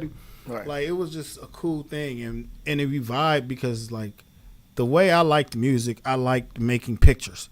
Like, I like to be able to sit back and I would even listen and go, oh, that was a nice few lines right there. Yeah. Which is why I like Lupe. Lupe is like my favorite rapper. Absolutely. Lupe my favorite rapper. Because now Lupe, he's like me though.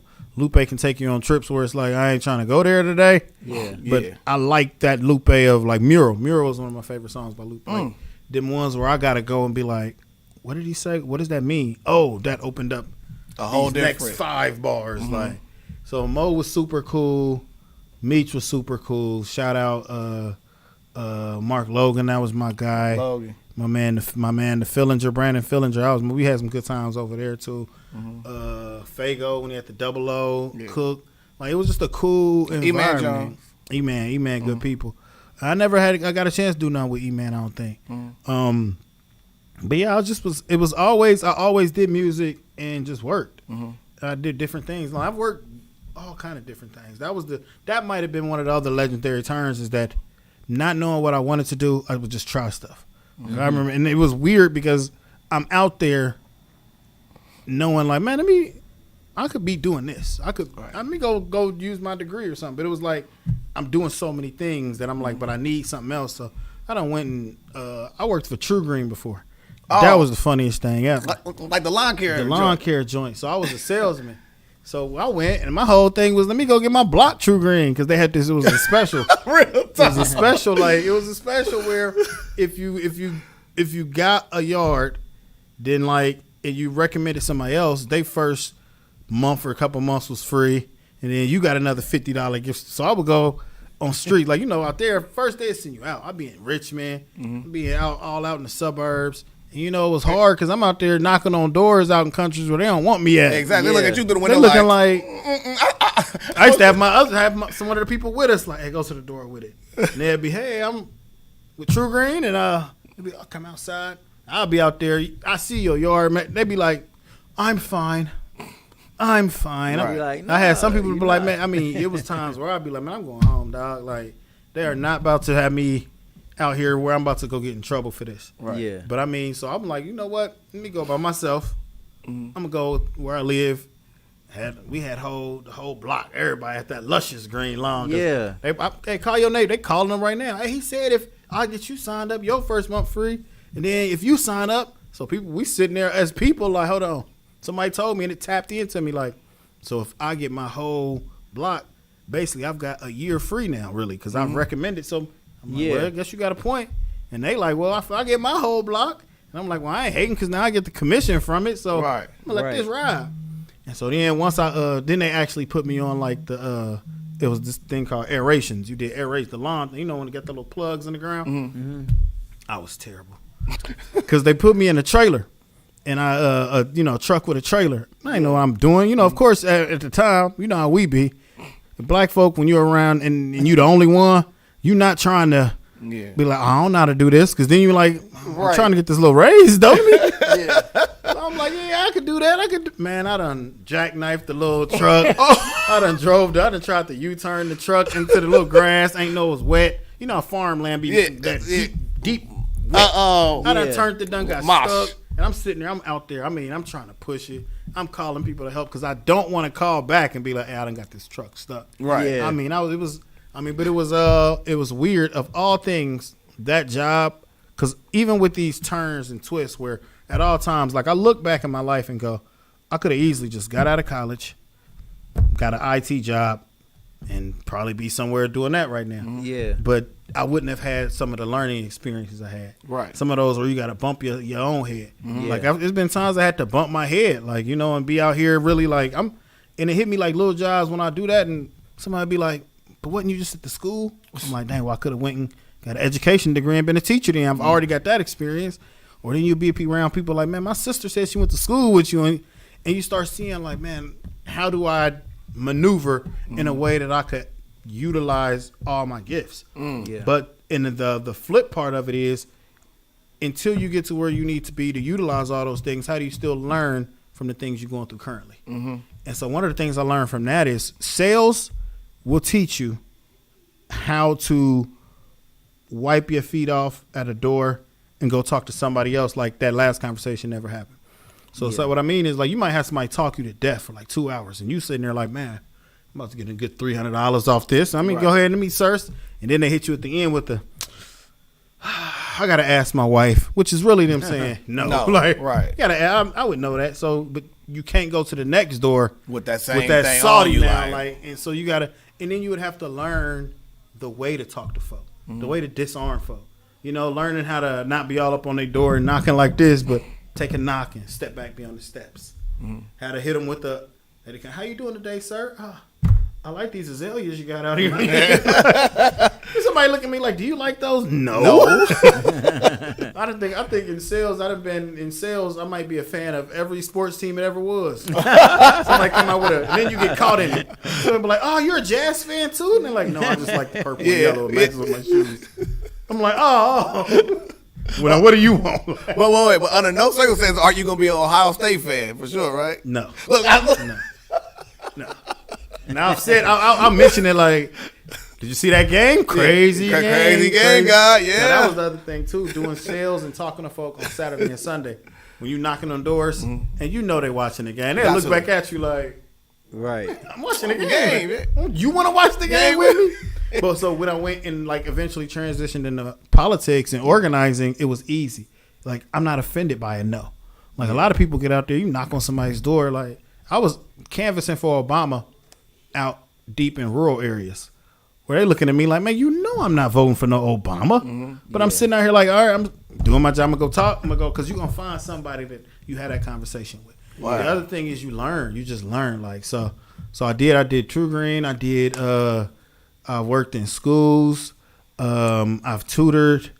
I've, done different like contractual kind of things. But it was a time. Then I worked at DECA for a little bit doing an after school program and in school like reading literacy programs. And then after that, I really tapped into. I was around and Mr. Dixon. Shout out to Mayor Dixon. That was my OG. That was my best friend's granddad. So I've known him my whole life. Like he lived up the way. That's what I mean. Like when we talk about that safety net, real quick, like that's what we had. So when we were in school, a lot of the people who we went to school with now, they're not the same kids that are in Dayton public schools. Right. Like when we was in school, if I could just think of my circle, you had one person lived over on Cincinnati Street, another person lived in the Bass, but another person's granddad's the mayor. This other person's, mom is a commissioner, as we cool with. This person's dad a doctor. This person's dad a lawyer. This person's dad in the streets. This person's dad just messed up and got MS. This person, but so you had a safety net. Right. You had somewhere you could go. You had baseball coaches. You had basketball coaches. You had people like Big K You had Parkside. You had Moses, who was a super OG. And then you had all these people. You had Terry Ragland and them over at Princeton. You feel me? Like, you had these safety nets of people you could always see, and you could see people doing well, and also you had other people that could care for you. Yeah. So, Mr. Dixon, I get talking to him because in between all of these times, I've always did we'll work on campaigns. So a campaign that come along, I'll work it. Training people how to go to doors, cutting turf. What they call cutting turf is the doors you go to. Software where you can, I can pick it out to where I want to talk to people from 20 to 40 who voted in this last election, who make this amount of money, who live here, who do anything. So that's what I always did, was work different kind of campaigns. Like I said, I worked on Obama's campaign. I've worked on local campaigns. The campaign that got us when we was trying to get the gambling stuff there, working on these things and seeing those. So I got with him, and I started working with this statewide organizing collaborative. And so we would just he put me on, and that's what really, he was the one that kind of shifted my trajectory into where I'm at now. Is that another legendary turn? Oh yeah, that was another legendary turn.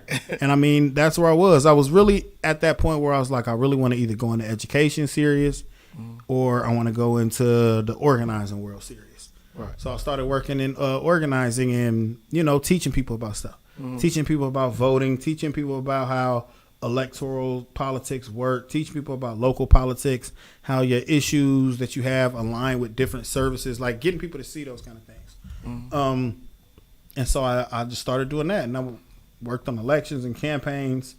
And this was around 2014, 15, 2015. Yeah, I got the MVOC. MVOC, that was MVOC. So I started there around then, and that's when I really just started seeing things. We would go, seeing other cities, seeing the issues going there, going to other states, building with other folk. Where trying to figure out how do we create power. Right. Because, that's one thing I always have seen, is that we always say it's a fight against power. And it was no. We treat power like it's a bad thing. Right. Our communities, we need power. Yeah. It's what do you do with the power once you have it? Absolutely. Because that's what we've also seen, is sometimes you give people the power and they're not that person you thought they were. Because that power can corrupt you. Absolutely. But that doesn't mean you don't want the power. That's like people saying, oh man, money's the root of all evil. No. And I ain't seen the church turn away $1 yet. It's not the money that is it's the lust in what you're gonna do to get it. Exactly. Where I mean that's where the problems come in. So that's where I was. I was there, and Mr. Dixon. I mean, if you ever met him, he's a powerful figure even now. So I mean, he would go and take me in the rooms, and they'll look at him. Oh, Mr. Dixon, what are we about to present today? And he'd go, you about to listen to Will. Wow. And I'm there like, okay, it's time to go off the top. I'm like, I thought I was writing notes for you to say. Right. Nah. He's like, I brought you in. Now you fly. Or you sink or swim. And so that helped me really get in there. But so then how we talk about these legendary turns, everything I'd gone through the ups and downs prepared me for it. You know what I mean? Being in positions of need, being able to come off the top of my head with something, being able to control a room, being able to relate with people, being able to get turned down for a sale, dealing with kids and seeing where their backgrounds come from, being able to talk to parents. Right. There was a time when I saw it was a kid, he bit a teacher. Crazy time. He bit a teacher. And so I saw his dad. His dad come up like, man, they said my son bit somebody, and I had to hold on. I work up in here. Right. It ain't a lie. It's a not story. A lie. And to tell you the truth, he lucky it wasn't me. It's not a lie. Not a lie. It's a story. Remember what your dad said? Yeah. Not a lie. He tell a lie. He tell a story. And so it's like, and the flip was, he was like, oh, bruh. So now he done grabbed his son. Hey, what, you up here? But it made me go like, bro, why did it take for me to tell you it happened? And you start realizing that's where the relationships are. And that's why I really started. That's why I was so wanting to lean into education so much, as seeing that, when you're in a school, especially now, we're at the age where a parent could have a child in a school and that be the same place where they lost confidence in themselves. And then you see like, well, why ain't this parent coming up here to parent-teacher conference? Why ain't this parent here? And you don't think, well, it's a trauma too. This school might be where this child was going to school when their parents died and nobody helped them finish and crossing that line.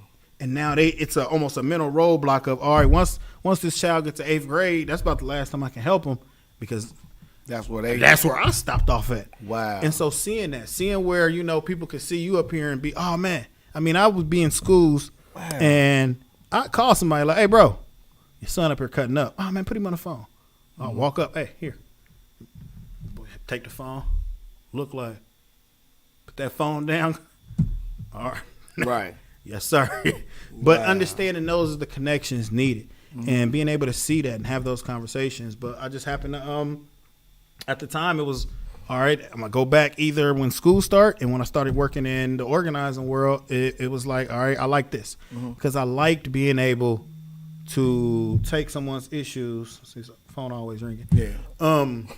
Take somebody's issues and show them that how they can get to the answers. Right.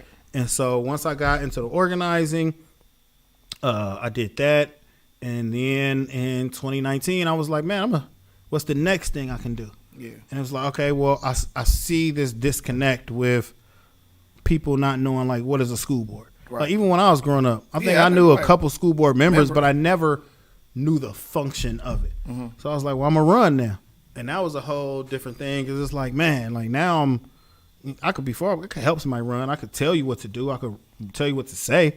I could, you know, go look at stats and stuff. But being the candidate, that was different. That was super different. It was nerve wracking, but it was cool. Like going to talk to people in the community and introduce myself to them. Introduce how I feel. Being open to hear people talk down. Like, you know, that's the big thing is I'm not afraid to hear criticisms. And you can't be. Like, you can't be afraid of criticism. Wow. Like, because if you're afraid of the criticism, you're afraid of being open. Right. You're afraid of seeing what it is. And, I mean, I've talked to people who their kids don't go to DPS, but they vote. Right. Because there's different, like, the school system plays a bigger role in the community than just, you know, educating the kids that are there. You know, the schools play a role in your tax value, your home values. It plays a role in what our workforce looks like. Well, the people what your child potential mate will be. All these things. And so seeing how we can do those things. And so I got elected, you know, which of course I got elected. How'd it feel to think it and achieve it? It was cool. It was super cool. Now, I ain't gonna lie, I was super nervous on election day because I did the work. And in my mind, I was like, I'm gonna win. I'm gonna win. And I did the work. Right. But, you know, you still get to that, ooh, because your mind then goes to what if I don't? Right. And that mindset of like, what if I don't was so, because to me, it was like, man, if I lose, how do I go tell my mama and daddy? Because at the time my mom was in a nursing home, which that was a cool part of the campaign is like seeing her in those time with her health failing. I mean, every time I go see her, this is my son. Right. He's running for school board. This is my son. And then like seeing like there was a time where, you know, my dad, he was real sick too at times and couldn't get out much. You know, my dad moved super slow. He used to move super slow. But so I'm coming down Cornell one day and I look and I'm like, man, who is this dude blocking the street? I'm like, I'm about to honk the horn. He sitting there with his flashers on with his trunk up. I'm like, man, he putting up a political sign. Let me look at this. Then it hit me like, that's my daddy. And he was putting up some signs of mine. Wow. And it was so dope. Like, it made me cry. Like, wow. I didn't even stop and say hi to him or nothing. Because I couldn't. It was like, it hit me like, man, this is a dude who you know, and he's been in the neck brace twice. He used to walk stiff. Like, right. And he's out there, getting out there, got signs. And like, so some of the times there was super cool. Like, we had a debate. And like I looked up, my mom was there, my dad, like my uncles, aunts, like, you know what I mean? Seeing people around, and like while I was running, it made me realize like I found, you know, pictures of when I was coming up in school, seeing that, like seeing teachers talking to them, seeing like how my life was shaped by all these folk, and then seeing like how does the policy affect the work too. So like it was so cool, like especially once like that night I was so scared. Yeah. And I think about like an hour in, I was up, like big up, like I'm looking like, oh, I'm gonna win. Like the news it called, like there's like you're gonna be first place. I'm like, I'm sitting there like, dang, that's pretty cool. Like it was cool, like to go through that process. But then when I think some of the best moments were, I was out at the polls that day, and I saw people who I know don't usually vote. You know what I mean? Like I had people call me like, "Hey man, what's your real name?"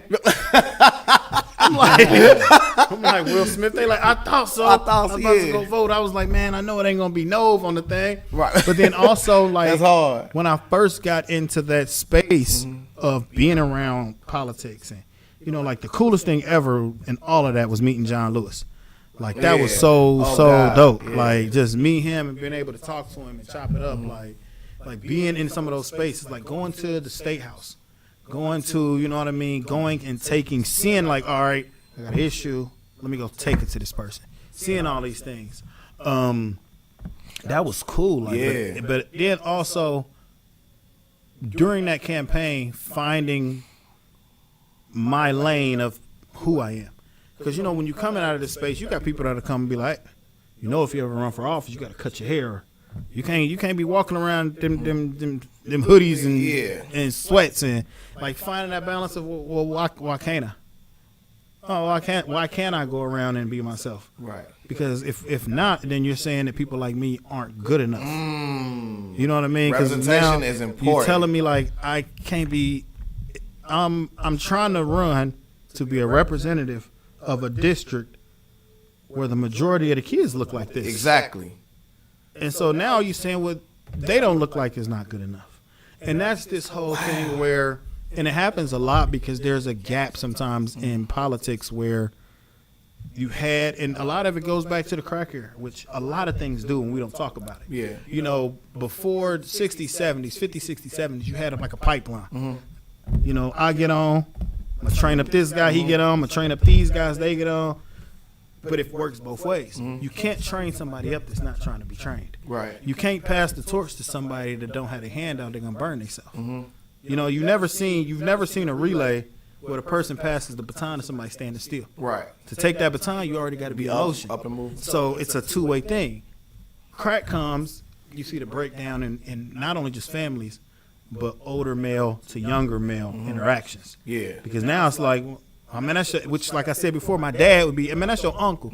That's Uncle Henry. Yeah. You know what I mean? That's Mr. Rick to you. That's Mr. Hayes to you. Right. Now you got a lot of kids, and through no fault of their own, that are looking like, yeah, he my uncle, but he stole my mama VCR. Right. Yeah, he's my daddy, but he wasn't around for me. Right. Yeah, that's my granddaddy, but he used to beat my grandmama up.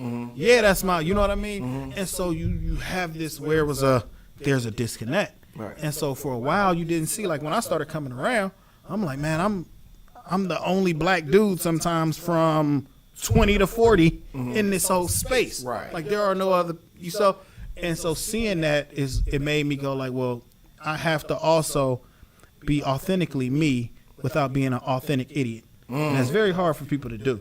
Is because sometimes we can want to be ourselves so much that we don't know when to turn, not that you're not being yourself, but when is being yourself not beneficial to the people you caring for.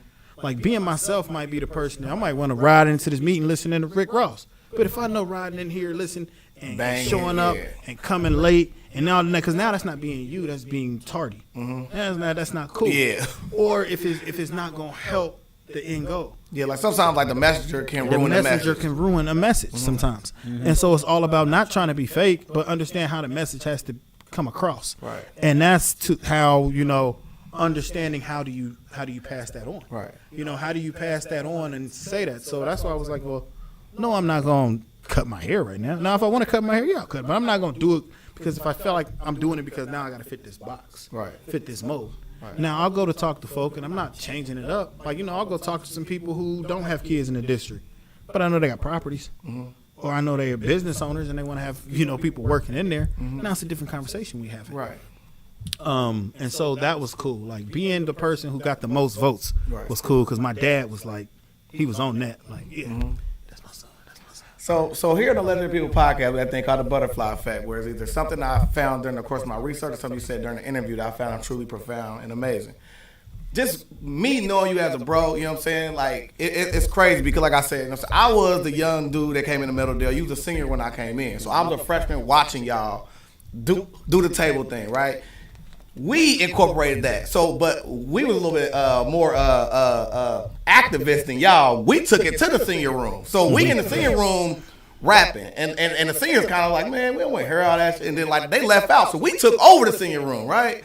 But this is like one way like you started because we seen y'all rapping. We like, man, that's cool. I like to start rapping. I started rapping in school. Same type of situation you talking about. I met Dame the Great there. A bunch of my early childhood friends was there. Flamborghini, which is somebody you rap with. He came on the same show and said it.